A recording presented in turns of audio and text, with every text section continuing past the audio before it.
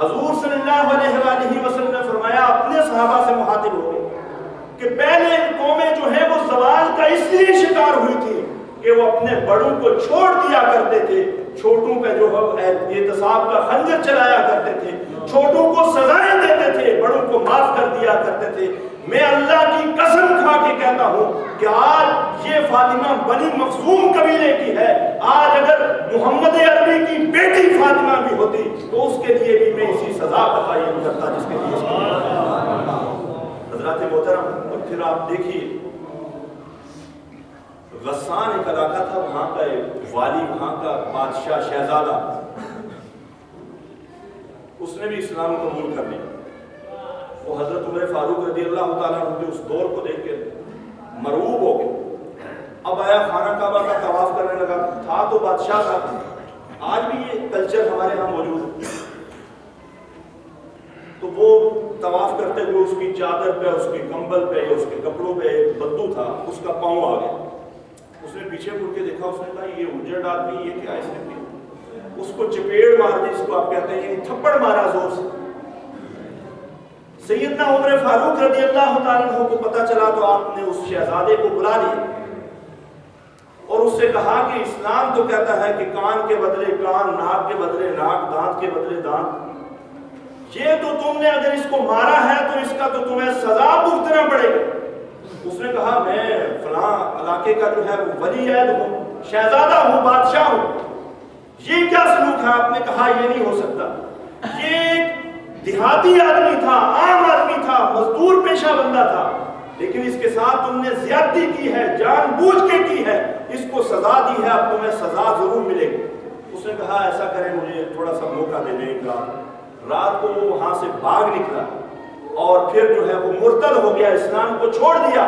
سیدنا عمر فاروق رضی اللہ تعالیٰ عنہ نے کہا کہ ایسے شخص کو کسی کلیسے کے اندر پناہ تو مل سکتی ہے، لیکن اسلام کے اندر اس کے لیے کوئی پناہ گاہ موجود نہیں۔ اور حضرات محترم آپ جانتے ہیں، میں آپ کو مثالیں دینا چاہوں گا۔ سیدنا علی المرتضیٰ رضی اللہ تعالیٰ عنہ، آپ سفر کر رہے تھے، آپ کے پاس ایک زیرہ تھا، زیرہ ہوتی تھی ایک زنجیر ایسے باندھنے کے لیے تاکہ تلوار کے وار سے بچا جائے۔ ہوا یہ کہ وہ زیرہ اس سواری سے نیچے گری، پیچھے ایک عیسائی تھا، اس نے اٹھا لی، چرا لی۔ کسی ایک مرحلے پر اس نے وہ زیرہ پہنی ہوئی تھی، آپ اپنی زیرہ پہچان گئے، آپ نے اس کے خلاف کیس کر دیا، کیس کیا قاضی شریح کی عدالت کے اندر۔ اب یہ قاضی کیسے بنے تھے، اس پہ اگلی بات ہم کریں گے۔ کیس کیا تو قاضی نے پوچھا علی المرتضیٰ رضی اللہ تعالیٰ عنہ آپ کوئی ثبوت نہ ہے اس عیسائی کے خلاف؟ آپ نے کہا بس میں نے دیکھا ہے، میں پہچانتا ہوں یہ میری زیرہ ہے، لیکن میرے پاس کوئی گواہ نہیں۔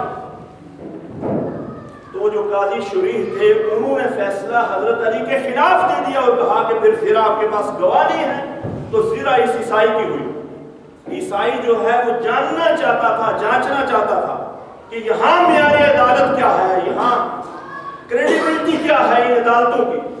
جب زیرہ عیسائی کو دے دی گئی تو بڑا شرمندہ ہوا اور اس نے بڑی عدالت کے اندر کہا، اس نے کہا اللہ کی قسم اسلام کی عدالتوں میں جو انصاف دیکھا ہے یہ انصاف تو انبیاء کی عدالتوں میں ہوا ہے۔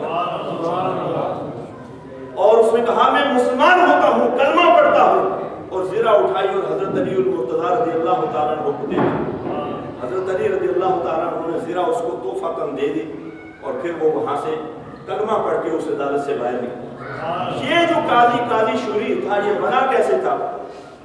جو بہت بعد تک قاضی کے عہدے پہ رہا، یہ چیف جسٹس کے عہدے پہ رہا، کوفہ کا رہنے والا، یہ بنا ایسے تھا کہ ایک مرحلے پہ سیدنا عمر فاروق رضی اللہ تعالیٰ عنہ نے کسی شخص سے ایک گھوڑا خریدا، سودا ہو رہا تھا، کنڈیشنر، شرط یہ تھی کہ میں اس گھوڑے کو دوڑاؤں گا، یہ بات میں نے پہلے بھی کبھی عرض کی تھی، تو اگر یہ میرے معیار پہ پورا اترا، میرے حساب سے یہ گھوڑ سواری کے لائق ہوا، اتنا چاق و چوبند ہوا، تو پھر میں تمہیں اتنی رقم دے دوں۔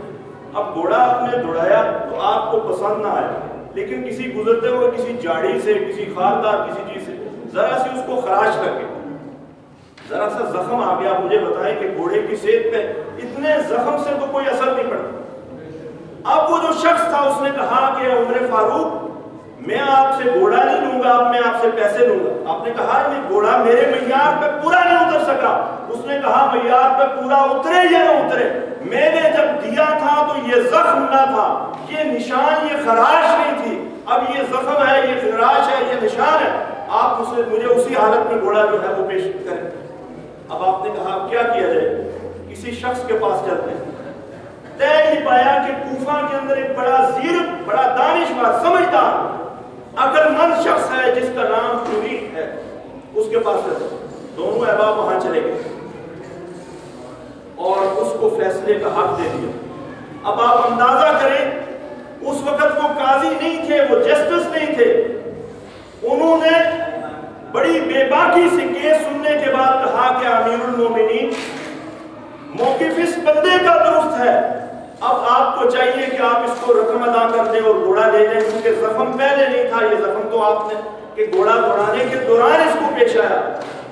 حضرت عمر فاروق رضی اللہ تعالیٰ عنہ نے اسے یہ نہیں کہا کہ اس کا کورٹ مارشل کر دیا جائے، یہ شخص ہم نے تو اسے سالس بنایا تھا، اس نے ایسا فیصلہ دے دیا جو وقت کے امیر المومنین کے خلاف ہے۔ آپ نے فوراً اسے کہا کہ وہ شخص تو اتنا ہمت والا ہے، اتنا قرض والا ہے، میں تجھے تمہاری ہمت کی داد دیتا ہوں، اور تو نے امیر المومنین وقت کے بادشاہ کے خلاف فیصلہ دیا ہے، لہذا میں تجھے قاضی اور جسٹس کے عہدے پہ بٹھاتا ہوں کہ تو جب بھی فیصلہ دے گا تجھے یہ کوئی خوف نہیں ہوگا یہ کس سطح کا آدمی ہے، کتنا بڑا۔ حضرات محترم، یہ نظام تھا جو اسلام نے ہمیں دیا۔ آئیے اب ایک نقطہ اس طرف دیکھیں کہ مذہبی آزادی کی ہم بات کریں۔ یہ بات یاد رکھیں کہ اسلام تلوار سے نہیں پھیلا ہے، کردار سے پھیلا ہے۔ اسلام افکار سے پھیلا ہے۔ 800 سال یہ اسپین تنامہ سنتے ہیں، کئی دوست کے 800 سال مسلمانوں نے یہاں حکومت کی، لیکن 800 سال کے بعد جب ہم نے اپنے ان افکار کو چھوڑ دیا، نظریات کو چھوڑ دیا، تو ہم زوال پذیر ہوئے، اور مجھے کہنے دیجئے، مجھے معاف کرنا، ہم ذلیل و رسوا ہوئے۔ وہ زمانے میں مہذب تھے، مسلمان ہو گئے، ہم خوار ہوئے۔